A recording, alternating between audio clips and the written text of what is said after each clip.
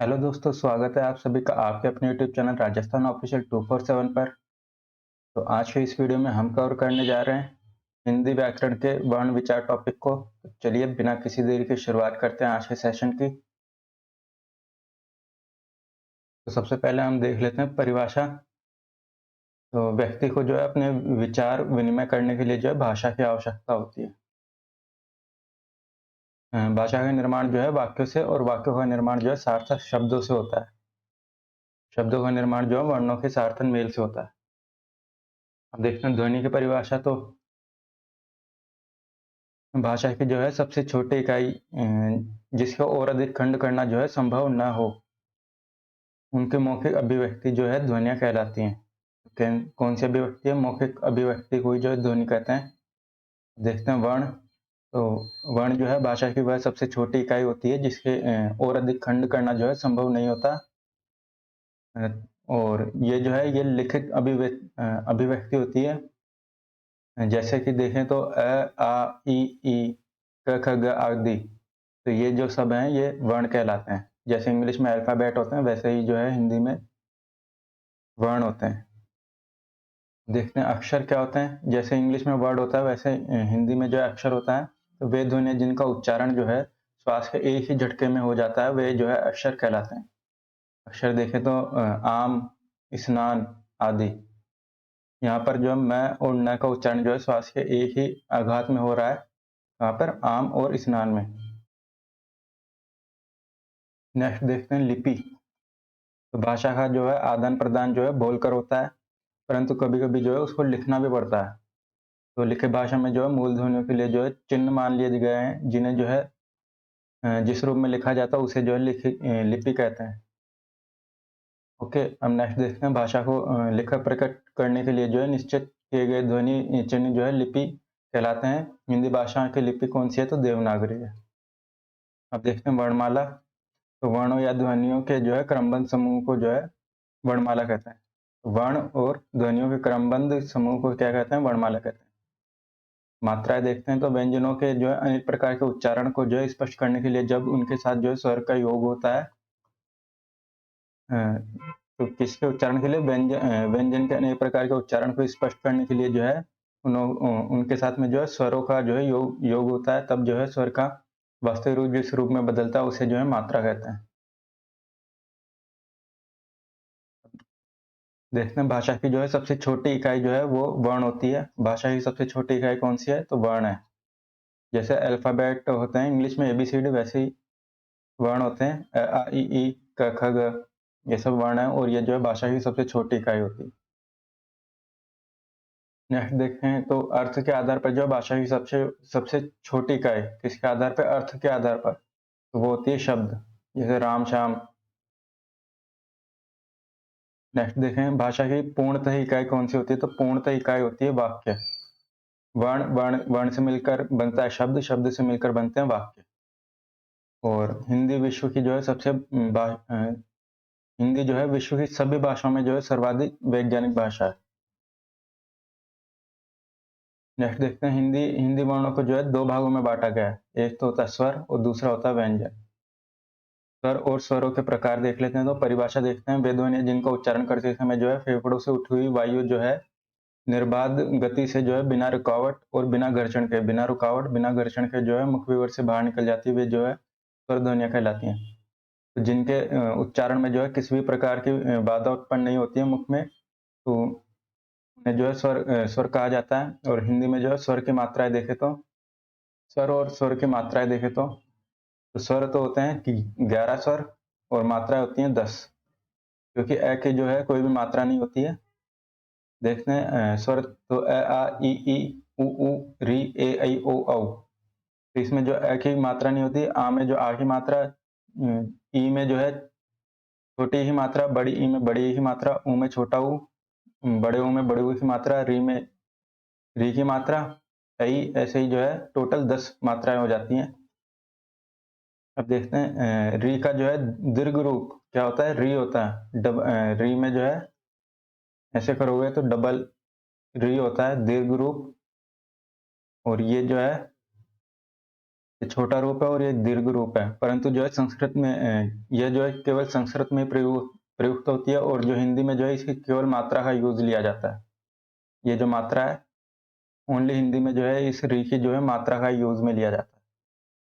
हिंदी भाषा में जो है अंग्रेजी भाषा का जो है एक आगत स्वर भी है। अंग्रेजी का आगत स्वर कौन-सा है? तो वो है ओ। जैसे डॉक्टर हो गया, कॉलेज हो गया, हॉस्पिटल हो गया, तो ये अंग्रेजी से आगत हुआ है हिंदी में। तो हिंदी भाषा में जो है कुल स्वरों की संख्या है कितनी? तो 11 स्वर है, जिनका वर्गीकरण देखते हैं आगे। तो उच्चारण के आधार पर देखें तो उच्चारण में लगने वाले समय के अनुसार जो है स्वर जो है 3 भागों में बाँटा गया है। ह्रस्व, दीर्घ और प्लुत। ह्रस्व स्वर देखते हैं तो जिसके उच्चारण में जो है कम समय लगता है और इन्हें जो है मूल स्वर भी कहा जाता है। इसमें जो है आते हैं अ, ई, उ और री। अ, ई, उ और री।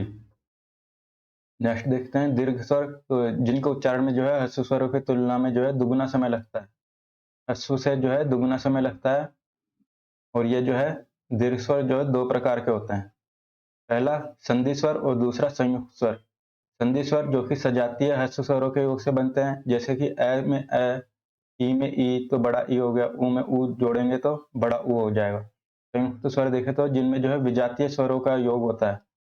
विजातीय मतलब अ में जो है ई जोड़ा, मतलब ए जैसे नहीं दिखने चाहिए। अ में ई जोड़ा तो ए हो जाएगा, अ में ए जोड़ा तो ऐ हो जाएगा, अ में उ जोड़ा तो ओ और अ में ओ जोड़ा तो औ हो जाएगा।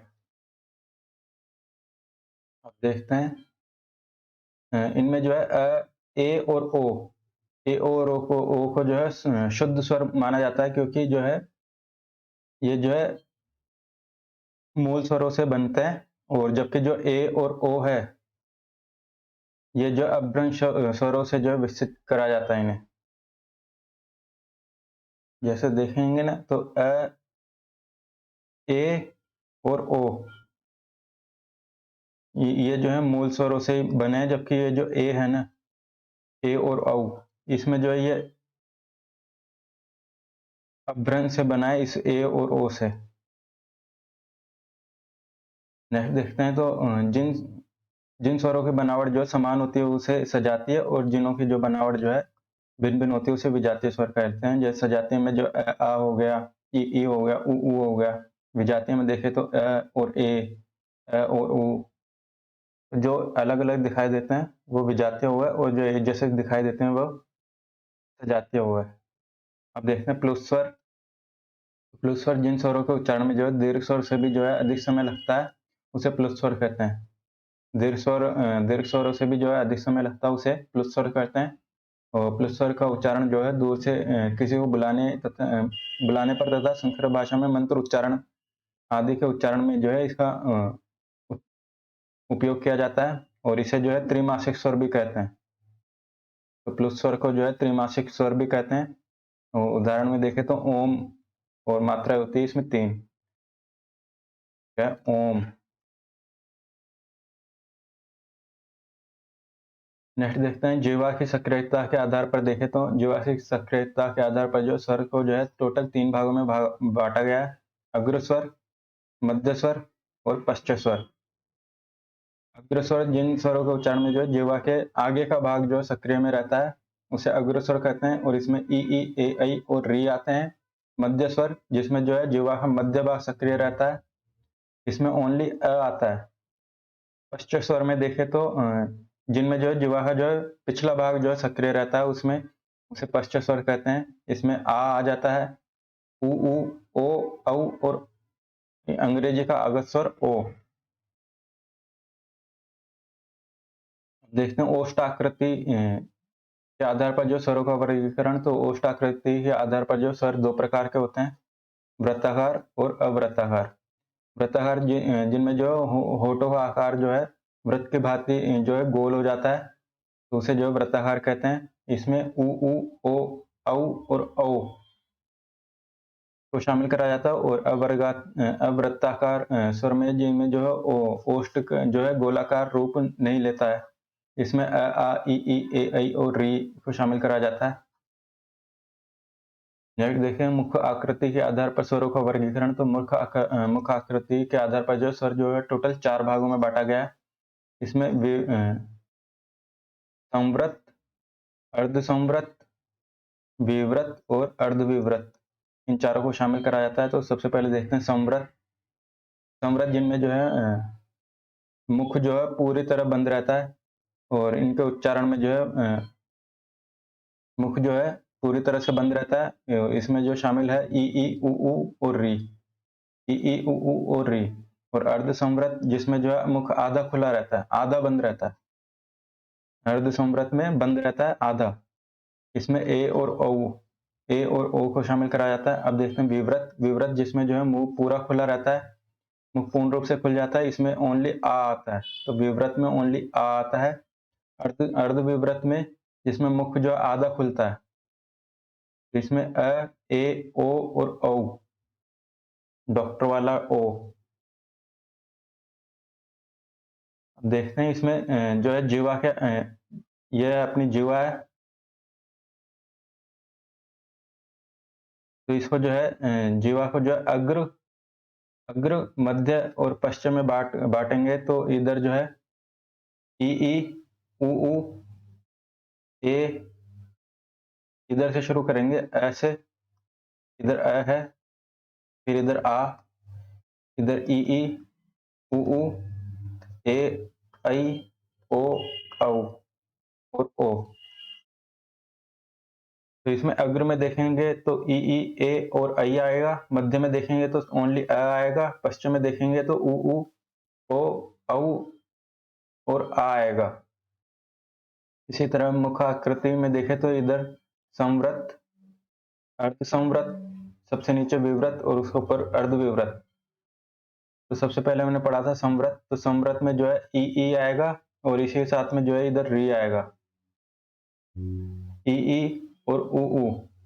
तो ये तो आएंगे संवृत में। और अर्धसंवृत में देखें तो ए और ओ आएगा, ए और ओ। अर्धसंवृत में ए और ओ, अर्धविवृत में ए, ओ और औ और अ। जबकि विवृत में देखें तो ओनली आ आएगा।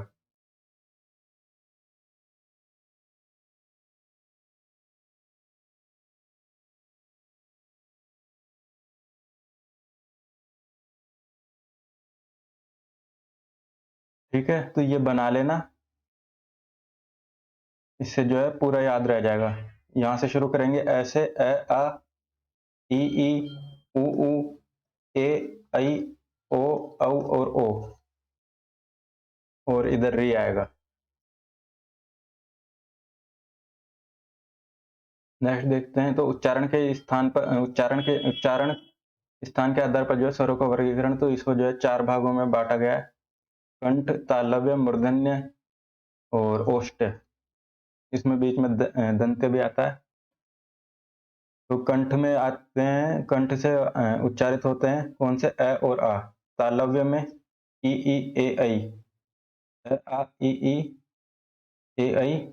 मूर्धन्य में ओनली एक आता है री, मूर्धन्य में री। ओष्ठ में जिसमें जो है मुख जो है वृत्ताकार खुल जाता है, उसमें ओ और औ आता है। कंठ में अ, आ, तालव्य में ई, ए, ऐ, मूर्धन्य में केवल री और ओष्ठ में उ, ओ और औ। देखते हैं इसके अतिरिक्त जो है स्वरों के संयुक्त उच्चारण स्थान भी होते हैं, जिसमें कंठ तालव्य में जो है ए और ऐ और कंठोष्ठ में ओ और औ को शामिल करा जाता है। कंठोष्ठ में ओ और औ और कंठ तालव्य में ए और ऐ। नोट देखते हैं। और जो अंग और अह, ये जो है ये 2 वर्ण जो है ये अयोग्यवाह कहा जाता है इन्हें। और इनका उच्चारण जो है अ के बिना करना जो है संभव नहीं होता है। तो अंग और अह, ये दोनों जो है ये अयोग्यवाह होते हैं। अनुनासिक स्वर में देखें तो आ, ई और ओ, जिनमें जो है ऊपर बिंदी लगी हुई रहती है, आ, ई और ओ, ये जो है अनुनासिक होते हैं। और जिनमें जो है बिंदी नहीं लगी हुई रहती है वो निर्नुनासिक होते हैं। अब देखते हैं जो जितने भी जो स्वर होते हैं वे सभी अल्पप्राण होते हैं और सभी स्वर जो है सघोष होते हैं। सभी स्वर सघोष और अल्पप्राण होते हैं। तो ये याद रखना है, सभी स्वर कौन से होते हैं? सघोष होते हैं और अल्पप्राण होते हैं। अब देखते हैं व्यंजन। तो व्यंजन एवं व्यंजनों के प्रकार को परिभाषा देखते हैं। जिन वर्णों का उच्चारण करते समय जो फेफड़ों से उठने वाली वायु जो है मुख विवर के उच्चारण अवयवों से बाधित होकर निकलती है उसे जो है व्यंजन कहते हैं। तो जिनका उच्चारण जो है मुख विवर में बाधा से उत्पन्न होता है उसे व्यंजन कहते हैं। प्रत्येक व्यंजन वर्ण जो है अस्वर से ही उच्चारित होता है, तो और इनकी संख्या कितनी होती है? 33 होती है। मतलब व्यंजन का उच्चारण जो है स्वरों के बिना नहीं हो सकता। नेक्स्ट देखते हैं। तो मुख्य रूप से जो है व्यंजनों को जो है टोटल 3 भागों में बांटा जा सकता है। सबसे पहले देखते हैं स्पर्श व्यंजन। तो जिन व्यंजनों का उच्चारण जो है कंठ, तालु, मूर्धा, दंत और ओष्ठ आदि के स्थानों के स्पर्श से होता है उसे जो है स्पर्श व्यंजन कहते हैं। तो मुख में जो है कंठ, तालु, मूर्धा, दंत, ओष्ठ आदि स्थानों से स्पर्श होने से जो है जिनका उच्चारण होता है वे स्पर्श व्यंजन कहते हैं। और इनकी जो टोटल संख्या होती है वो होती है 25। तो इसमें जो टोटल अपने 5 वर्ग होते हैं क, च, ट, त, प, तो इन्हों को जो है शामिल करा जाता है स्पर्श में, स्पर्श व्यंजन में। क, ख, ग, घ, ण, च, छ, ज, झ, ञ, ट, ठ, ड, ढ, ण, त, थ, द, ध, न, प, फ, ब, भ, म। तो इन 25 को जो है स्पर्श व्यंजन कहते हैं। नेक्स्ट देखते हैं अंतस्थ व्यंजन। अंतस्थ व्यंजन जिनका उच्चारण में जो है जीभ, तालु, दांत और ओष्ठ को जो है परस्पर सटाने से जो है जिनका उच्चारण होता है। तो जीभ को जो है तालु, दंत और ओष्ठ पर जो है सटाने से जिनका उच्चारण होता है उन्हें अंतस्थ व्यंजन कहते हैं और इनकी संख्या जो होती है 4 होती है। कौन से होते हैं? य, र, ल, व। य, र, ल, व जो है अंतस्थ व्यंजन कहलाता है। नेक्स्ट देखते हैं य और व को जो है अर्ध स्वर भी कहा जाता है क्योंकि इनका जो उच्चारण में जो है बाधा उत्पन्न नहीं होती है। अब देखते हैं ऊष्म व्यंजन। तो ऊष्म व्यंजन जिनके उच्चारण में जो है घर्षण के साथ जो है गर्म हवा बाहर निकलती है। तो गर्म हवा बाहर निकलती है इसलिए इन्हें जो है ऊष्म व्यंजन कहते हैं और इनकी संख्या जो है 4 होती है। श, श से सलजम वाला, स से षटकोण वाला और स से सपेरा और उसके बाद है। तो इन सभी को जो है क्या कहते हैं? ऊष्म व्यंजन कहते हैं। तो इसी क्रम में याद रखना है इनको। अब देखते हैं व्यंजन ध्वनियों का वर्गीकरण। तो व्यंजन का वर्गीकरण जो प्रमुख रूप से जो है 2 आधारों पर किया जाता है, उच्चारण स्थान के आधार पर और प्रयत्न के आधार पर। पहले देखते हैं तो उच्चारण स्थान के आधार पर देखें तो इसमें जो है उच्चारण स्थान के आधार पर देखें तो इसे 5 भागों में कंठ, तालव्य, मूर्धन्य, दंत्य और ओष्ठ है। तो कंठ में जो है क, ख, ग, घ, ण, च, छ, ज, अपने 5 वर्ग तो है ही। क, ख, ग, घ, ण, च, छ, ज, झ, ण, ञ, ट, ठ, ड, ढ, ण, त, थ, द, ध, न, प, फ, ब, भ, म। तो इन सबों को तो रखेंगे ही, साथ में जो है पहली लाइन को छोड़कर यहाँ से यहाँ से जो है य, र, ल, व को भी शामिल करेंगे और जो य, र, ल, व और फिर ऊपर चले जाएगा है पहली लाइन में। इसी साथ में जो है विसर्ग आ जाएगा पहली लाइन में। इसके बाद जो ऊष्म व्यंजन श से शलजम, स से षटकोण, स से सपेरा, इन सभी को जो है इसी क्रम में याद रखेंगे और इनका जो है ये उच्चारण स्थान है। उच्चारण स्थान कौन सा हो गया? कंठ, तालु, मूर्धन, दंत और ओष्ठ। इसमें जो है नलसज जो है न, न, ल, स, ज, न, ल, स और ज। नलसज जो है इन्हों को जो है वतस्य व्यंजन कहते हैं और फ और व को जो है दंतोष्ठ व्यंजन कहते हैं। फ और व को, ये फ और व को जो है दंतोष्ठ कहते हैं। नेक्स्ट देखते हैं प्रत्यय वर्ग का जो है पंचमाक्षर को जो है नासिक के वर्ण कहते हैं। अभी ये जो हमने देखा था, ये जो पांचवा वर्ण होता है ड, अञ, ण, न और म, इन्हें जो है नासिक के वर्ण कहा जाता है। ड, अञ, ण, न और म, ये जो है पांचवा जो पंचमाक्षर है उसे जो है नासिक के वर्ण कहते हैं। व और फ को जो है दंतोष्ठ व्यंजन कहते हैं। व और फ को और विसर्ग को जो है काकल्य ध्वनि कहते हैं। जो बताया नहीं मैंने, ये रहा जो है व, यह है और विसर्ग जो है और विसर्ग, इन्हें जो है काकल्य वर्ण कहा जाता है। इसी के साथ जो देखें, जो न ल सज, नलसज जो है, नलसज, इन्हें जो वतस्य ध्वनि कहा जाता है। तो जो इनका जो उच्चारण है वो जीभ के वतस्य क्षेत्र को स्पर्श करती है, इसलिए जो इन्हें वतस्य ध्वनि कहा जाता है। नलसज को है और विसर्ग को काकल्य, व और फ को दंतोष्ठ, और जो वर्ग का जो पांचवी लाइन होती है उसे नासिक्य वर्ण कहते हैं।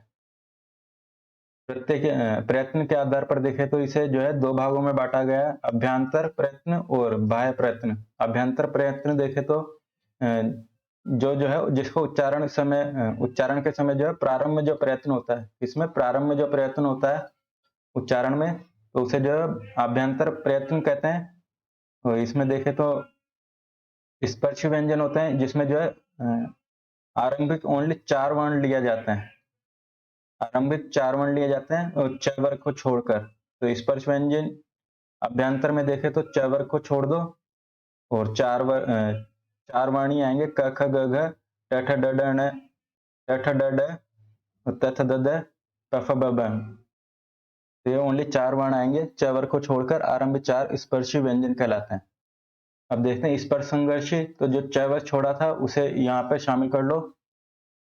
तो च, छ, ज और झ, इन्हें जो है स्पर्श संघर्षी कहते हैं। अब देखते हैं नासिक्य व्यंजन, तो नासिक्य व्यंजन में जो है हमने पहले भी देखा है, पंचमाक्षर को जो है नासिक्य व्यंजन कहते हैं। और उत्क्षिप्त व्यंजन देखे तो ड और ढ, ये बिंदी वाला जो आता है ड और ढ, बिंदी वाला, इन्हें जो उत्क्षिप्त या फिर द्विस्पष्ट, द्विगुण और ताड़क जात वर्ण भी कहा जाता है। ये बहुत मोस्ट है, ड और ढ, इन्हें जो है उत्क्षिप्त, द्विगुण, द्विस्पष्ट और ताड़क जात व्यंजन कहलाते हैं ये। नेक्स्ट देखते हैं लुंठित व्यंजन, तो जहां पर जिनको उच्चारण में जो है जीवा जो है लुढ़कती हुई बाहर निकलती है तो उसे जो है लुंठित कहते हैं। और इसमें जो है जीवा में जो कंपन भी उत्पन्न होता है, इसलिए इसे जो है प्रकंपित व्यंजन भी कहा जाता है। और इसमें जो है र को शामिल कहा, जो र जो है र जो है लुंठित होता है, र क्या होता है, र लुंठित होता है, और इसे जो है प्रकंपित व्यंजन भी कहते हैं। और इसमें जो है इसके उच्चारण में जो है जीवा जो है लुढ़कती हुई बाहर आती है। नेक्स्ट देखें तो संघर्षहीन व्यंजन, संघर्षहीन व्यंजन क्योंकि जो है इनके उच्चारण में जो है किसी भी प्रकार का संघर्ष नहीं करना पड़ता है, और जो वायु जो है बिना संघर्ष के जो है बाहर निकल जाती है, इसे जो है इसलिए संघर्षहीन व्यंजन कहते हैं। इन्हें जो है अर्धस्वर भी कहते हैं, अभी हमने पीछे भी देखा था, अर्धस्वर भी कहते हैं, इसमें य और व को शामिल करा जाता है। तो संघर्षहीन व्यंजन कौन से हो गए, यव हो गए, यव, य और व, ये दोनों जो है संघर्षहीन व्यंजन हो गए, क्योंकि इनके उच्चारण में जो है वायु जो है बिना संघर्ष के बाहर निकल जाती है, और इसलिए जो है इन्हें अर्धस्वर भी कहते हैं। नेक्स्ट देखते हैं पार्श्व व्यंजन, तो जिनमें जो है जिनके उच्चारण में जो है वायु बगल में से निकल जाती है उन्हें जो है पार्श्व व्यंजन कहते हैं। इसमें जो जीवा के दोनों ओर से जो है बगल से जो है वायु बाहर निकल जाती है, इन्हें जो है पार्श्व व्यंजन कहते हैं। और इसमें जो है ल को शामिल करा जाता है। ल क्या है, ल पार्श्विक है, र लुंठित है, ल पार्श्विक है, र लुंठित, र पार्श्विक।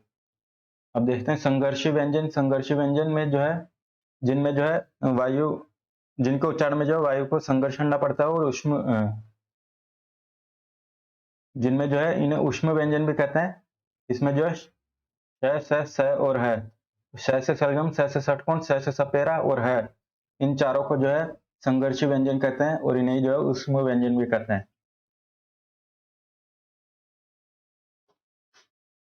अब देखते हैं बाह्य प्रयत्न के आधार पर, तो जिनके उच्चारण में जो है अंत में होने वाला प्रयत्न, जिन वर्णों के उच्चारण में जो अंत में होने वाला प्रयत्न होता है उसे जो है बाह्य प्रयत्न कहते हैं। इसमें जो देखें तो श्वास या फिर वायु के आधार पर और नाद या फिर कंपन के आधार पर इन्हें बांटा गया है बाह्य प्रयत्न के आधार पर। तो श्वास या वायु के आधार पर देखें तो इसमें जो होता है अल्प प्राण और महाप्राण। अल्प प्राण और महाप्राण का मतलब हुआ है जिसमें जो है वायु जो है कम बाहर निकलती है, और महाप्राण में जहाँ पे जो वायु जो है बहुत ज्यादा बाहर निकलती है। तो अल्प प्राण में देखें तो जिसमें जो है जिनके उच्चारण में जो है कम श्वास वायु जो है बाहर निकलती है, तो इनमें जो है अल्प प्राण व्यंजनों की संख्या होती है 19, और अल्प प्राण स्वरों की हमने देखा है शुरुआत में सभी स्वर जो है वो अल्प प्राण होते हैं। सभी स्वर क्या होते हैं? अल्प प्राण होते हैं। तो इसमें जो है व्यंजन तो हो गए 19 और अल्प प्राण स्वरों की संख्या हो गई 11। तो इन दोनों को जब मिलाएंगे तो कुल अल्प प्राण हो जाएंगे 30। कौन कौन से शामिल है? तो इसमें पहला, तीसरा और पांचवा वर्ग शामिल होता है। पहला, तीसरा और पांचवा वर्ण वर्ग का पहला, तीसरा और पांचवा वर्ण जो है अल्प प्राण होता है। इसके साथ जो अंतस्थ व्यंजन होते हैं, य, र, ल, व, ये भी अल्प प्राण होते हैं। सभी प्रकार के स्वर अल्प प्राण होते हैं। अल्प प्राण जिनमें जो है वायु कम मात्रा में बाहर निकलती है। तो ये हमने देखा य और व, ये तो वैसे ही है अपने अर्ध स्वर। तो इसी लाइन में जो है य, र, ल, व और पहला, तीसरा और पांचवा वर्ण और सभी स्वर। अब देखते हैं महाप्राण वे व्यंजन जिनका उच्चारण में जो है श्वास वायु जो है अल्प प्राण व्यंजनों की अपेक्षा में जो है दुगनी बाहर निकलती है। इनकी संख्या होती है टोटल 14। महाप्राणों की संख्या 14 होती है। इसमें शामिल है वर्ण दूसरा और चौथा। वहां पर था अल्प प्राण में एक, पहला, तीसरा और पांचवा वर्ण, और महाप्राण में है दूसरा और चौथा वर्ण। और इसी साथ जो ऊष्म व्यंजन स और है, ये भी जो है महाप्राण में आते हैं, क्यों इनमें जो है बहुत ज्यादा वायु बाहर निकलती है। अब देखते हैं नाद या फिर कंपन के आधार पर व्यंजनों का वर्गीकरण। तो इसमें जो है दो प्रकार के होते हैं, अघोष और सघोष। अघोष व्यंजन जिनमें नाद या कंपन उत्पन्न नहीं होता है, अघोष व्यंजन कहलाते हैं। इनकी संख्या टोटल है 13 होती है। इसमें जो है पहला पहला वर्ण और दूसरा वर्ण जो है इसमें शामिल कराया जाता है। और उसमें व्यंजन में श वो भी जो है अघोष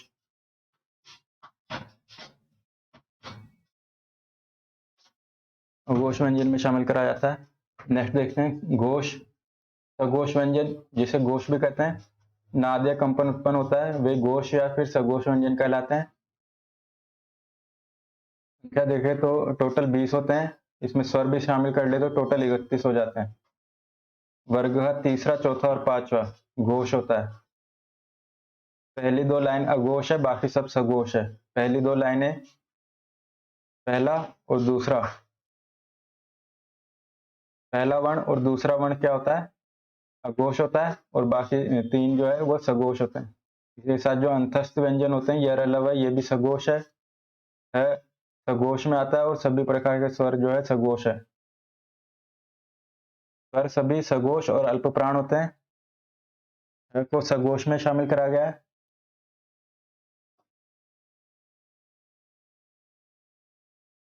अब देखते हैं यहाँ पे संयुक्त व्यंजन। इसके साथ जो हिंदी भाषा में जो 4 संयुक्त व्यंजन को भी शामिल कराया जाता है, जिनका उच्चारण जो है व्यंजन तथा एक स्वर की सहायता से होता है। इसमें जो आते हैं शत्रज्ञ, शत्रज्ञ, श्रय। तो इसमें श्रय जो है ये क और स के मेल से मिलता है। त्र जो है इसमें ये जो तय होता है, त्र में ये जो त्र होता है ये पूरा होता है, पूरा र होता है।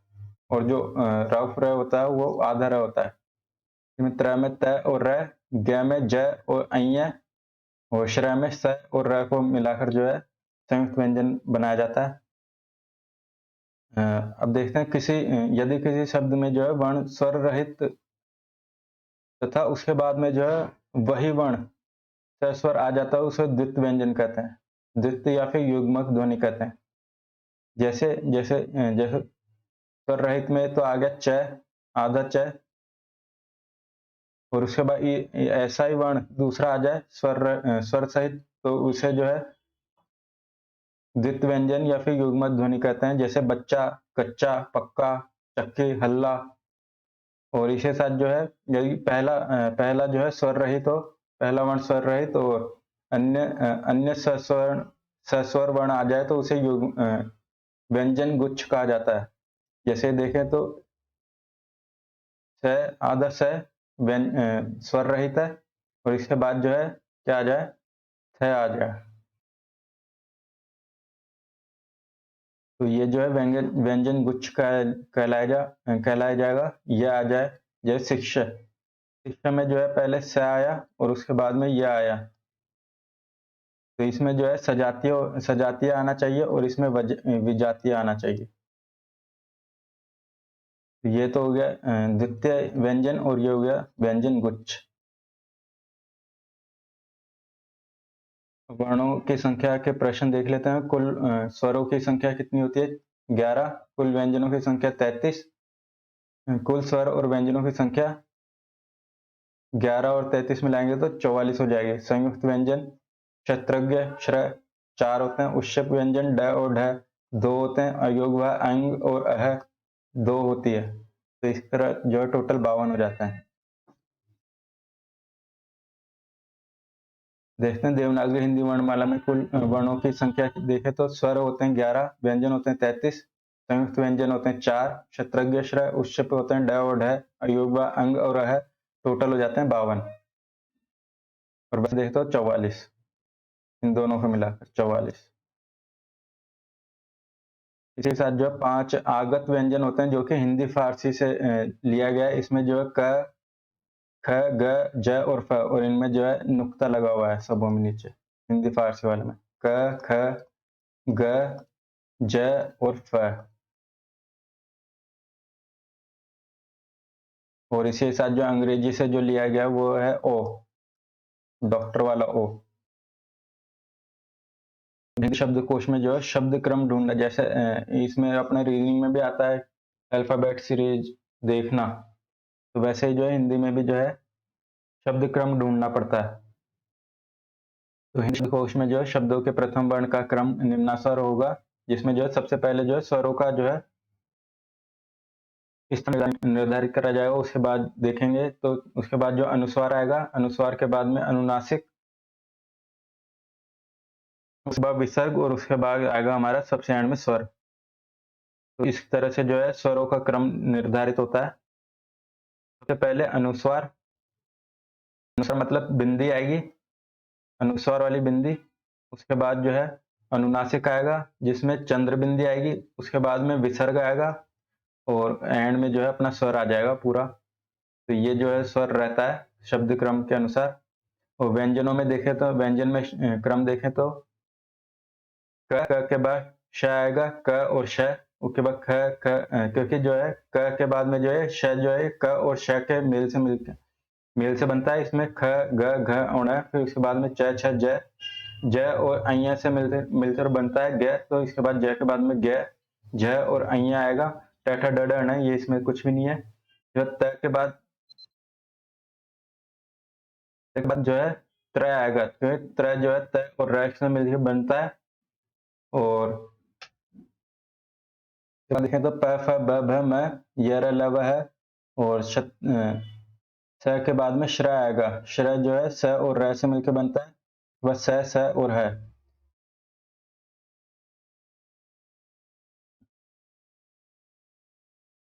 और अब इसमें जो है देखें तो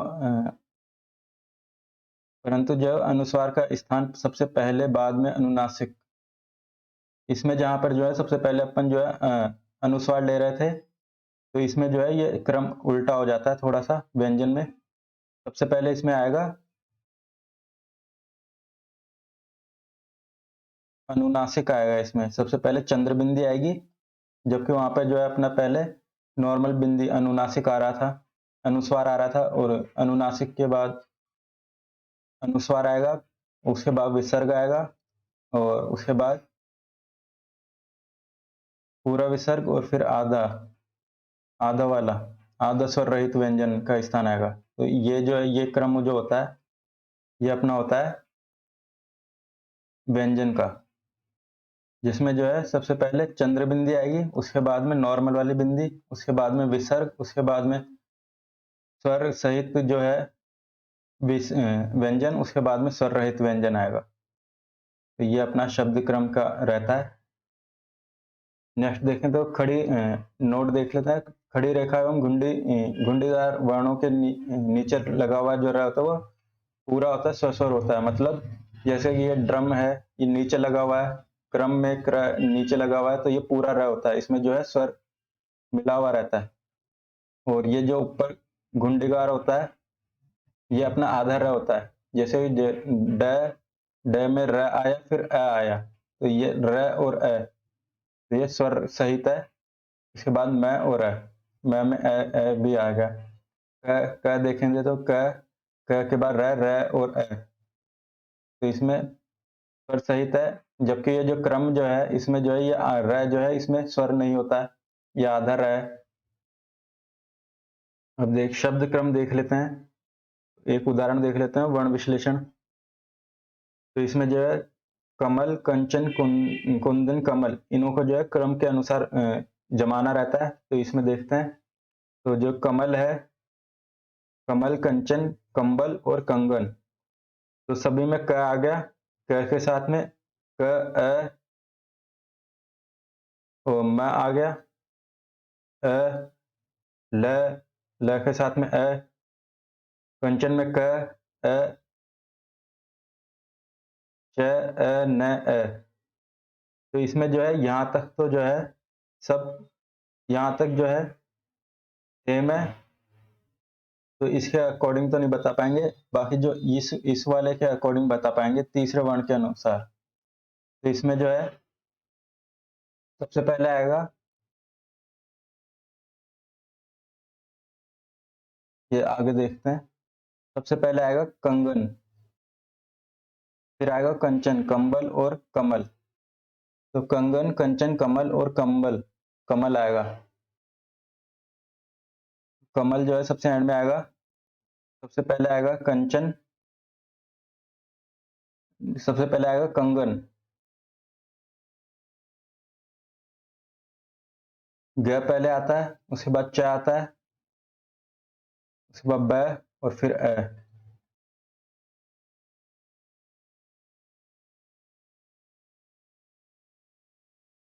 तो that's all, thanks for watching, do subscribe the channel. मिलते हैं नेक्स्ट वीडियो में।